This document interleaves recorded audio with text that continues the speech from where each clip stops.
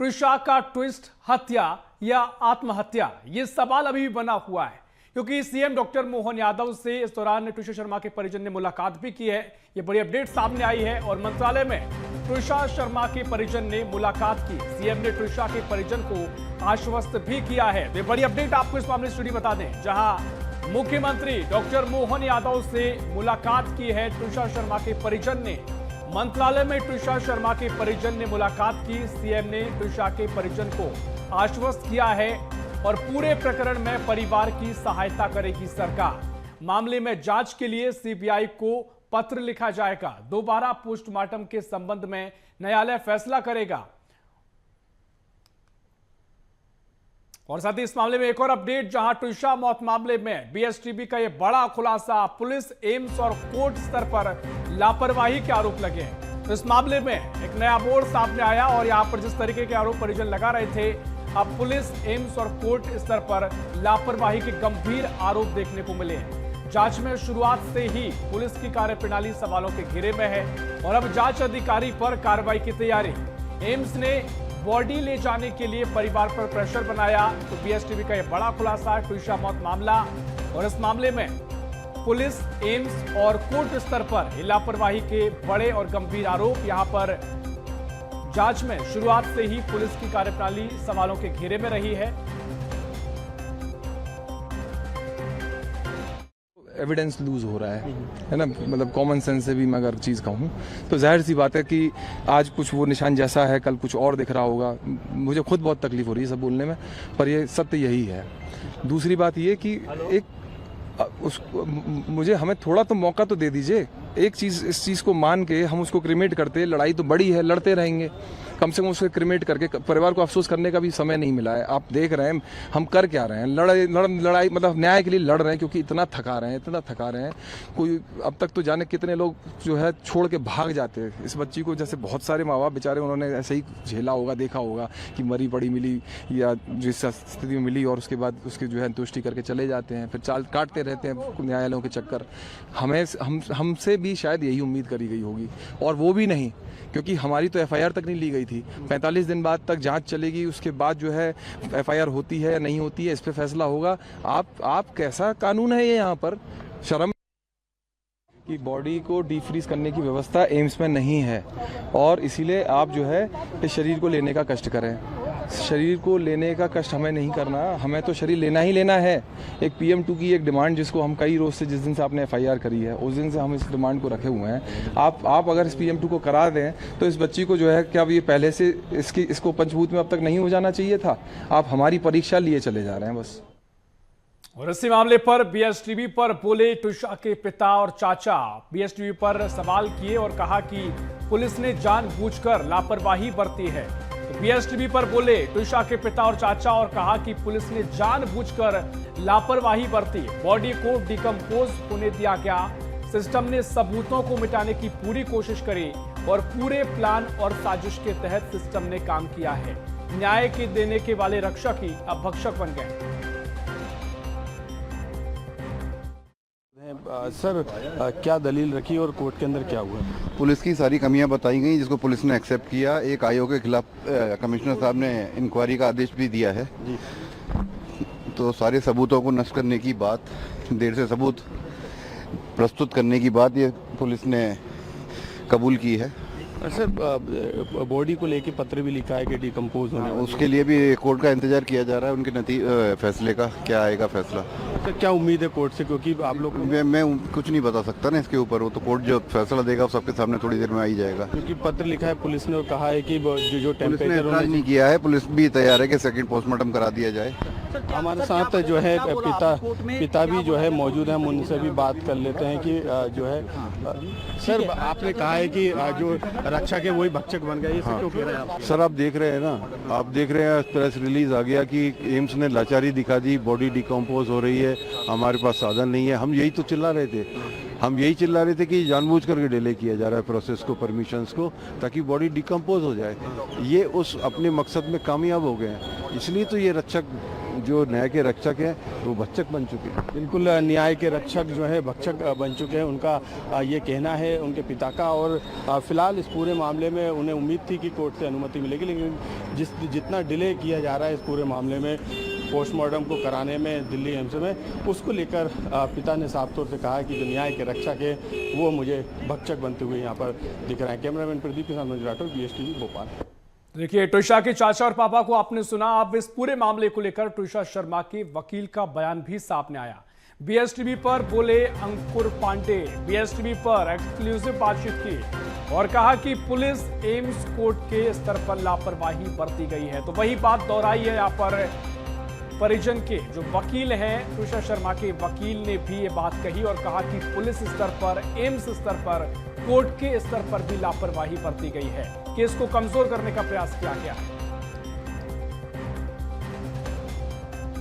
हमारे साथ मौजूद है। सर, पुलिस की जो थ्योरी है, पुलिस की थ्योरी है, वो क्या समझ में आ रही है? क्या लापरवाही है? कोर्ट में भी सर थ्योरी अभी दूर की बात है। बेसिक इन्वेस्टिगेशन जो इन्वेस्टिगेटिंग एजेंसी को सही से करनी थी उन्होंने नहीं करी।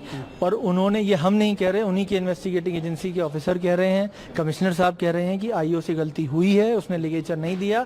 लेकिन आज भी पुलिस ने कोई ऐसा कारण नहीं बताया न्यायालय को कि क्यों डिले हुआ, क्या कारण थे। ऐसी कोई परिस्थिति नहीं बताई जो कहीं ना कहीं इस बात को दिखाती हैं कि पूरे इन्वेस्टिगेशन एक इन्फ्लुएंस में करा जा रहा है। चाहे एम्स हो, चाहे इन्वेस्टिगेटिंग एजेंसी हो, सब एक ऐसा रूपरेखा तैयार कर रहे हैं जिससे आरोपियों को हर संभव मदद। एम्स के बारे में क्या कहेंगे? उसकी कहाँ पे गलती है? सर, एम्स की गलती है कि मान लिया इन्वेस्टिगेटिंग एजेंसी ने आपको लिगेचर नहीं दिया, आपने भी नहीं मांगा और आप प्रेशर बना रहे कि बॉडी डिके हो रही है, आप इसको जाके भैया जलाइए, क्रिमिनेट करिए। तो अगर हम बॉडी क्रिमिनेट कर देते तो किस लिगेचर से आप उसको मैच करते? बाद तीसरा पॉइंट है, कोर्ट में जमानत की दो तरीके देखे गए, एक को जमानत मिल गई, एक को नहीं मिली। अब ये कितनी बड़ी बात है कि जमानत का आदेश आप देखिएगा, उसको हम चैलेंज भी कर रहे हैं हाई कोर्ट में। बहुत गलत ग्राउंड पे जमानत दी गई है, इन्फ्लुएंस के कारण जमानत दी है। उस ऑर्डर को पढ़ के समझ में आता है। उसके बाद इनकी बेल दोनों की साथ में लगी थी, जानबूझकर एक की बेल बढ़ाई गई, उसके बाद उनकी बेल खारिज करी। ये तो हम स्वागत करते हैं, वो जाएंगे हाई कोर्ट तो हम उसको भी करेंगे चैलेंज। लेकिन अभी तक सबसे बड़ा सवाल है, मध्य प्रदेश की पुलिस क्या इतनी कॉम्पिटेंट नहीं है कि एक आरोपी को पकड़ सके? और इसके विपरीत एक आरोपी जिनको एंटिसिपेटरी बेल मिली, वो किस तरीके की बातें कर रहे हैं मीडिया में आके। वो बच्ची कैसी प्रताड़ित हुआ घर पे होती होगी, वो उनके वीडियो से देखा जा सकता है। बिल्कुल, ये थे ट्विशा के वकील जिनका साफ तौर से ये कहना है कि किस तरीके से पुलिस के स्तर पे जो जांच एजेंसी थी, एम्स के स्तर पे जहां पर PM हुआ, कोर्ट के स्तर पे जहां पे जमानत मिली, ये पूरे सिस्टम में लापरवाही थी। यही कारण है कि कोर्ट में बात रखी गई है और इस पूरे मामले को लेके हाई कोर्ट तक जो है ट्विशा का परिवार जाएगा, ट्विशा के वकील जाएंगे, उन्होंने ये भी दावा किया है। कैमरामैन प्रदीप के साथ मनोज राठौर, BSTV भोपाल। तो देखिए, ट्विशा शर्मा के वकील को आपने सुना और उसके साथ ही अब महिला आयोग ने भी मामले में संज्ञान लिया है। ये बड़ी अपडेट आपको हम बता दें। ट्विशा शर्मा मौत मामला, अब इस मामले में महिला आयोग ने लिया संज्ञान। DGP और CS से रिपोर्ट मांगी गई है, रिपोर्ट तलब की गई है। एक सप्ताह के भीतर एक्शन टेकन रिपोर्ट मांगी गई है। क्या कुछ एक्शन लिया, क्या निष्पक्ष और समयबद्ध जांच के निर्देश दिए गए।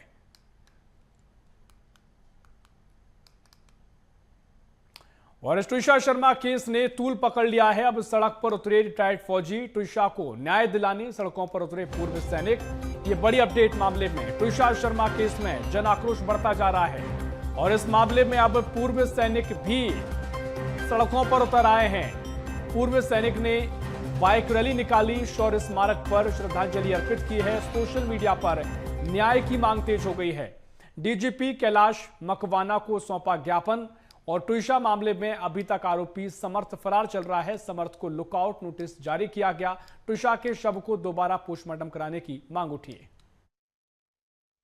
9 दिन के बाद भी ट्विशा को इंसाफ नहीं मिल पाया। यही कारण है कि आप देख सकते हैं कि यहाँ पे जो रिटायर्ड सैनिक और अधिकारी हैं सेना से, वो यहाँ पर जो है एक तरीके से मांग कर रहे हैं कि जो न्याय है वो जल्द से जल्द प्रशासन देने का काम करे। यही कारण है कि शौर्य स्मारक से लेकर DGP को ज्ञापन दिया, राजभवन और CM हाउस में भी ज्ञापन दिया जा रहा है। और ऐसे में तमाम जो स्लोगन है आप देखेंगे, एक तरफ फरार पति, दूसरी तरफ रसूख की जमानत, न्याय व्यवस्था की ये कैसी अमानत, ये तमाम जो पोस्टर बता रहे हैं कि दिशा के कातिलों को बेनकाब करो, मेजर का परिवार जब लाचार है तो ये कैसा तंत्र और सरकार है, ये बताता है कि कितना गुस्सा है। हम बात ही कर लेते हैं।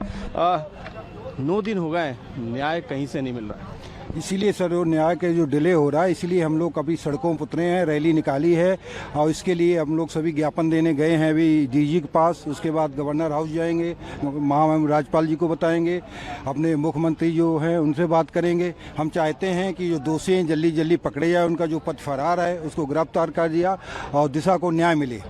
कहाँ चूक हो रही है, क्योंकि अब तो सेना के जवान जो कि सेना के लिए काम किया और अभी भी समर्पित भाव से हैं, कहाँ देरी हो रही है? देरी प्रशासन देरी कर रहा है क्योंकि वो रसूखदार परिवार है, उसके कारण। क्योंकि वो जो कुछ वो कहेंगे वो प्रशासन भी करेगा। प्रशासन भी तो ऐसे ही एक ढीला रवैया अपना रहा है। उसके पोस्टमार्टम की जो रिपोर्ट आई वो भी गलत है।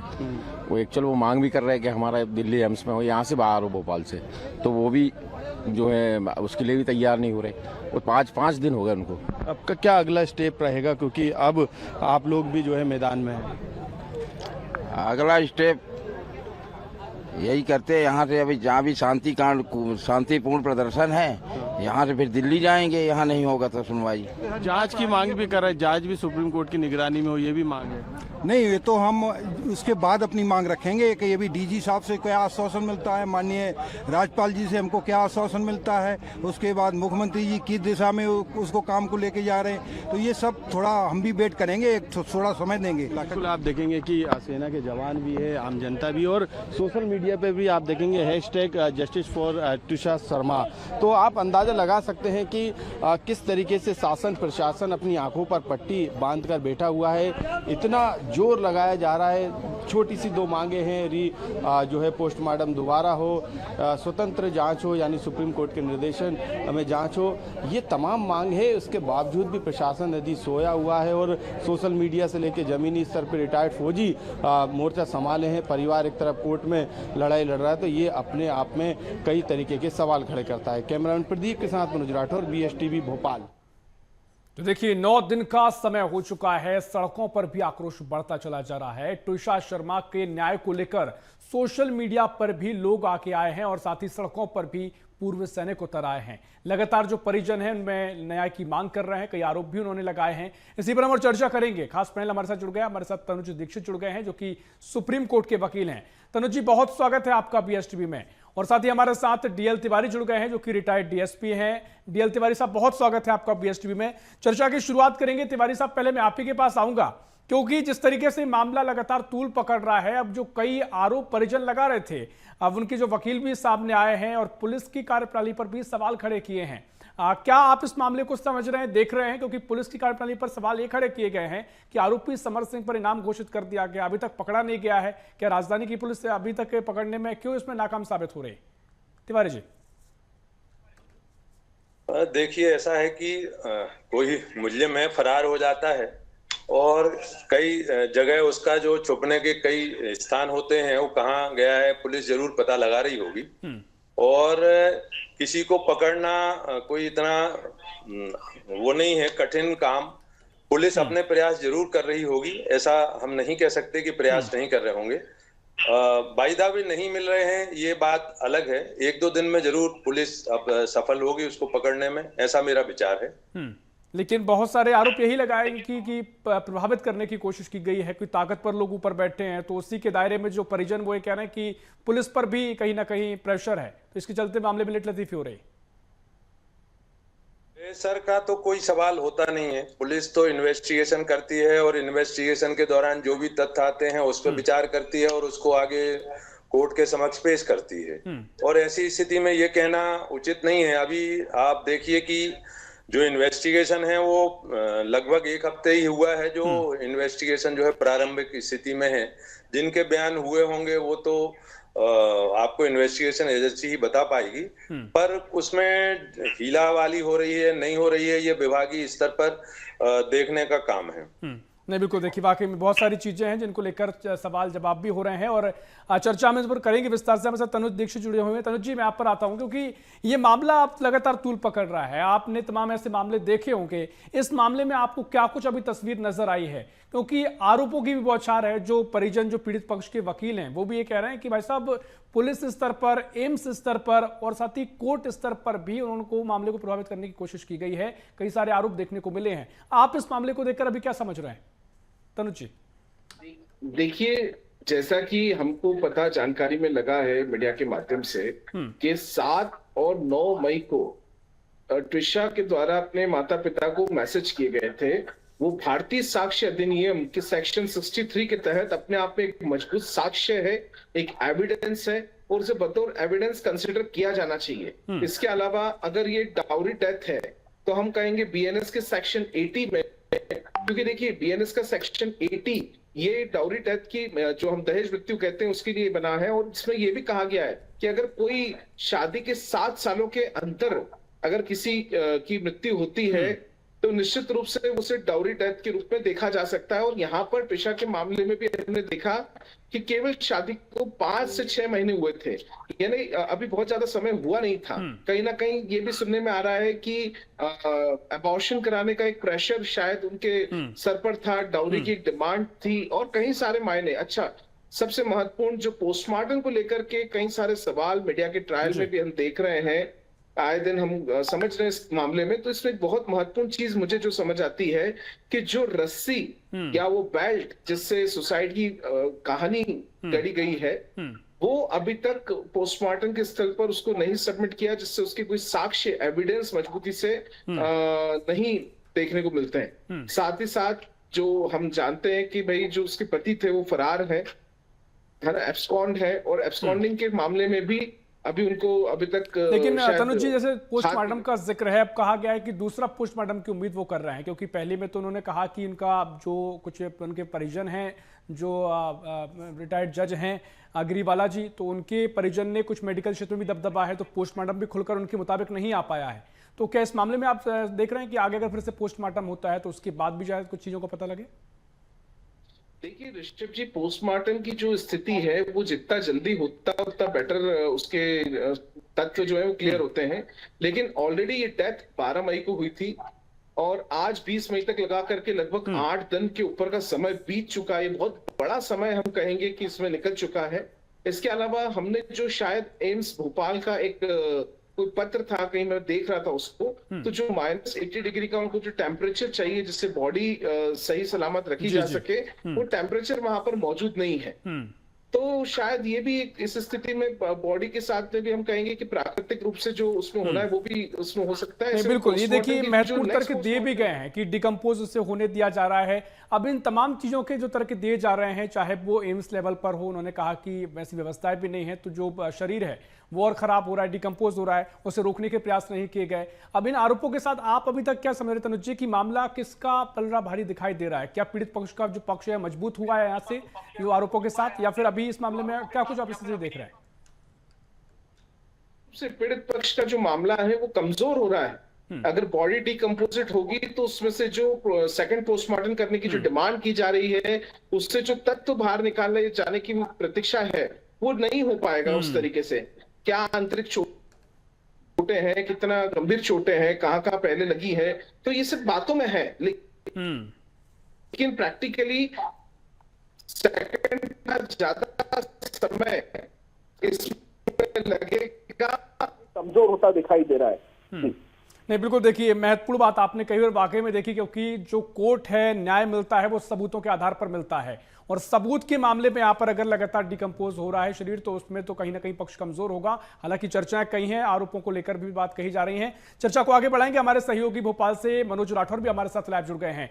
मनोज जी, मामला लगातार तूल पकड़ रहा है और अब 9 दिन का समय हो गया है, बहुत सारे आरोप लगे हैं, आप लगातार मामले की कवरेज कर रहे हैं, उनके जो परिजन से बातचीत भी आप कर रहे हैं, वकील का बयान भी सामने आया, महिला आयोग ने भी संज्ञान लिया है।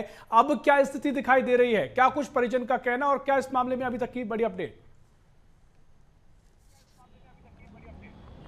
बिल्कुल, इस मामले में क्योंकि 3 स्तर पे सबसे बड़ी लापरवाही सामने आई है। यही कारण है कि पुलिस की लापरवाही की बात करें तो पुलिस ने 3 दिन में FIR दर्ज की। जब परिजनों ने हंगामा किया, तमाम जगहों पर वो पहुंचे, मीडिया में जब ये मामला आया तब जाके FIR दर्ज की। SIT में भी देरी हुई। यही कारण है कि इस पूरे मामले में जब फोरेंसिक जाँच के लिए जो बेल्ट था जिससे फांसी लगाई थी वो भी देरी से पुलिस ने पहुँचाया। तो पुलिस अधिकारी अधिकारियों ने स्वीकार किया है कि जो जांच अधिकारी है उसकी लापरवाही है। ये बात कोर्ट में भी पुलिस अधिकारियों ने बताई है। तो ऐसे में जो जांच अधिकारी है उन पर गाज गिरना तय है। लेकिन कोर्ट के स्तर पर भी जो है परिवार का आरोप है कि जो न्याय के रक्षक हैं वो भक्षक बन चुके हैं। उन्हें उम्मीद नहीं है, क्योंकि जिस तरीके का न्याय उन्हें मिलना था वो अभी तक नहीं मिल पाया है। और पीएम जो दोबारा करने की मांग है उस पर भी कोई फैसला नहीं हो पा रहा है। और जमानत के भी 2 आधार थे। गिरीवाला सिंह को जमानत दे दी गई, उनके बेटे की जमानत खारिज कर दी गई। तो ये लापरवाही जो है कोर्ट में भी परिवार ने आरोप के तौर पर लगाई है। लेकिन एम्स की भी लापरवाही यहाँ पर सामने आई है, क्योंकि एम्स पर भी ये आरोप लगाया गया कि वो परिजनों पर लगातार बॉडी लेने का दबाव बना रहा था। और यही कारण है कि अब एम्स प्रबंधन पर भी लापरवाही के आरोप लगाए गए। और बॉडी को लेकर भी जो है वो जिस तरीके की व्यवस्था एम्स में होनी चाहिए वो रखने को लेकर जो व्यवस्था है उस पर भी सवाल खड़े हो रहे हैं। तो ये 3 सिस्टम है, और पूरे सिस्टम की बात करें तो परिवार को भरोसा नहीं है। यही कारण है कि आज मुख्यमंत्री डॉक्टर मोहन यादव ने परिवार से मुलाकात की और उन्हें आश्वासन दिया है, उन्हें आश्वस्त किया है कि इस पूरे मामले में सीबीआई जांच के लिए वो पत्र लिखेंगे, राज्य सरकार पत्र लिखेगी यदि उन्हें राज्य सरकार की जांच एजेंसी पर भरोसा नहीं है। इसके अलावा क्योंकि कोर्ट का मामला है, दूसरा पीएम कराने की मंजूरी कोर्ट देगा। कोर्ट के फैसले के बाद यदि कोर्ट मंजूरी देता है तो उनकी बॉडी ले जाने की, एम्स ले जाने की व्यवस्था भी जो है उनके द्वारा राज्य सरकार के द्वारा की जाएगी। इसके अलावा हर तरीके की मदद करने के लिए राज्य सरकार तैयार है। पूरी तरीके से आश्वस्त जो है परिजनों को किया है। सिस्टम में जितनी भी कमियां हैं उसको भी दूर करने का आश्वासन जो है दिया है, और जो दोषी रहेंगे उस पर कार्रवाई करने की बात कही है। तो अब कहीं ना कहीं मामला जो है जिस तरीके से आरोप लगाए गए वो कहीं ना कहीं अब सामने आने भी लगे हैं। कई तरीके के आर्गूमेंट जो है वो कोर्ट में पीड़ित पक्ष के द्वारा दिए गए, लेकिन अब दोनों तरफ की बहस हो चुकी है। पीएम रिपोर्ट दोबारा होगा या नहीं, इस पर कोर्ट को फैसला लेना, और थोड़ी देर बाद ये फैसला आने वाला है। नहीं, बिल्कुल वाकई में देखिए महत्वपूर्ण बिंदु है कि पोस्टमार्टम रिपोर्ट दोबारा होगी नहीं होगी। और वैसे भी सबसे बड़ी बात ये 9 दिन का समय बीत चुका है। मनोज जी, लगातार आप इस मामले में कवरेज कर रहे हैं, बहुत सारे सवाल खड़े हुए हैं, तमाम आरोपों का जिक्र आपने किया है, महिला आयोग ने भी संज्ञान लिया है। हमारे साथ retired DSP DL Tiwari ji जुड़े हुए हैं। मनोज जी, कोई सवाल पुलिस व्यवस्था को लेकर आपके मन में हो? क्योंकि जिस तरीके से आप लगातार सवालों को देख रहे हैं, आरोप लगाए जा रहे हैं, पुलिस को लेकर जो सवाल खड़े हुए हैं, कुछ आपके सवाल हो तो डीएल तिवारी जी हमारे साथ जुड़े हुए हैं, बताइएगा मनोज जी। बिल्कुल डीएल तिवारी साहब, आपका कल ये कहना था जब हम डिबेट कर रहे थे, उस दौरान आपने ये बात रखी थी कि पुलिस की कोई लापरवाही नहीं है, समय लग जाता है एफआईआर दर्ज करने में, एसआईटी का गठन किया, पुलिस अच्छे से जांच करेगी इस पूरे मामले में, किसी तरीके का दबाव नहीं है। लेकिन आपके ही अधिकारी जो है ये स्वीकार कर रहे हैं कि जाँच में लापरवाही है, और ऐसे में अभी हो सकता है कि शाम तक जो जाँच अधिकारी उन पर गाज गिर जाए। तो ये किस तरीके की पुलिसिंग जाँच करे, क्या दबाव में करती है पुलिस? ये कल भी सवाल था और आपसे आज भी सवाल है जी, क्योंकि ये सवाल बड़ा लगातार पूछा जा रहा है, महत्वपूर्ण सवाल भी, और सवाल खड़े हुए हैं तो कहीं ना कहीं वो छवि पर भी सवाल है। क्या वाकई में ऐसा प्रेशर देखने को मिल रहा है जिसके चलते इतनी लेट लतीफी हो रही? कई बार बड़े से बड़े मामलों में इतना समय नहीं लगता है कि 9 दिन का समय हो गया है, आरोपी को अभी तक गिरफ्तार भी नहीं किया जा रहा है। देखिए, आरोपी गिरफ्तार होना अलग विषय है, दोबारा पोस्टमार्टम होना अलग विषय है। यदि दोबारा पोस्टमार्टम कराना एक विषय वो है तो उसके लिए सक्षम अधिकारी की या न्यायालय की अनुमति की आवश्यकता होगी। दूसरा, यदि किसी जो सक्षम वहां पुलिस अधिकारी बैठे हुए हैं, इन्वेस्टिगेशन अफसर है, उसके ऊपर सुपरविजन अफसर है, वो केस डायरी को देख के क्या कमियां बताते हैं ये तो सिर्फ फिजिकली वहां देख के ही बताया जा सकता है। अन्यथा यहाँ से बैठ के कोई बात नहीं की जा सकती ऐसी कि किसकी लापरवाही है किसकी नहीं है। चलिए ठीक है, देखिए तमाम जो तर्क और हैं, लेकिन तनुज जी मैं आपके पास आ रहा हूं क्योंकि तमाम जो बातें कही गई हैं उनमें एक बात ये भी है, आरोप लगाया गया कि जो गिरीवाला जी की जमानत है, उनको जो जमानत मिल गई उसको लेकर ही बहुत सारी बातें कही कि नहीं मिलना चाहिए थी, इन्फ्लुएंस के चलते वो जमानत दी गई। इस मामले को तनुज जी आप कैसे देखते हैं, क्या इन्फ्लुएंस इसमें रहा? अगर वहां पर सबूत ही नहीं रख पाए किसी तरीके के, है उनके वकील का है कि 2 मामले थे लेकिन दोनों में अलग अलग फैसले दिए गए। एक मामला जो गिरीवाला का था, अग्रिम जमानत उनको कोर्ट ने आसानी से दे दी, लेकिन दूसरा जब उनके बेटे की जमानत थी उसे खारिज कर दी। तो 2 तरफे का जो न्याय जो है वो सामने आया। यही कारण है कि अब इस पूरे मामले में गिरीवाला की जो अग्रिम जमानत है उसे खारिज कराने के लिए जो है पीड़ित पक्ष हाई कोर्ट में अपील करेगा। यानी अभी मुसीबतें कम नहीं हुई है, और जबकि वो फोरम की अध्यक्ष है, तो ऐसे में राज्यपाल को भी पत्र लिखा गया है कि वो अपराधी हैं, आरोपी हैं, अपराध भले ही सिद्ध ना हुए, अभी कोर्ट में इस पूरे मामले की सुनवाई नहीं पूरी हुई हो, किसी तरीके का दोष सिद्ध नहीं हुआ, लेकिन उनको नैतिकता के आधार पर सरकार को जो है पद से हटा देना चाहिए। ये भी अब जो है मांग जो है वो तेज हो गई है। बिल्कुल तनुज जी, क्योंकि जिस तरीके से कानूनी दाव पेच क्या कुछ कहते हैं, क्योंकि पूरा मामला कोर्ट में गया और जमानत को लेकर जो सवाल खड़े हुए, क्योंकि जो वकील हैं उन्होंने भी खुलकर आके कहा कि इसमें इन्फ्लुएंस दिखाई देता है और उसके चलते पूरा फैसला दिया गया है, जमानत मिलनी नहीं चाहिए थी। आप इसे कैसे देखते हैं? मैं इसको ऐसे देखता हूं कि कोर्ट तो केवल सबूतों के आधार पर चलता है। देखिए, न्यायालय में ही अगर न्याय नहीं मिलेगा तो फिर पक्षकार कहाँ जाएंगे। दूसरा सबसे महत्वपूर्ण, हमने जैसा देखा कि आर्टिकल 226 के तहत जो रिट पिटीशन दायर की जा सकती थी हाई कोर्ट में पहले भी, और नेशनल जस्टिस के आधार पर रीपोस्टमार्टम की डिमांड की जा सकती थी। और मान लीजिए अगर ऐसे आदेश में हाई कोर्ट, माननीय उच्च न्यायालय अगर रीपोस्टमार्टम का आदेश नहीं देता, तो ऐसे में बीएनएसएस की सेक्शन 194 के तहत जो फुटेजेस हैं, रिकॉर्डिंग्स हैं, प्रीवियस पोस्टमार्टम रिपोर्ट है, उसी के आधार पर आगे पीड़ित परिवार को केस लड़ना पड़ेगा। जी बिल्कुल, चलिए देखिए क्या कुछ अब तस्वीर आगे नजर आएगी, बहुत सारी चीजें जिन पर चर्चा आगे और हो सकती है। समय इतना ही है। बहुत शुक्रिया तनुज दीक्षित जी, बहुत शुक्रिया डीएल तिवारी जी, बहुत शुक्रिया मनोज जी आपको जानकारी साझा करने के लिए। तो ये तस्वीरें लगातार जो है बदल रही हैं और लगातार 9 दिन का समय बीत गया है।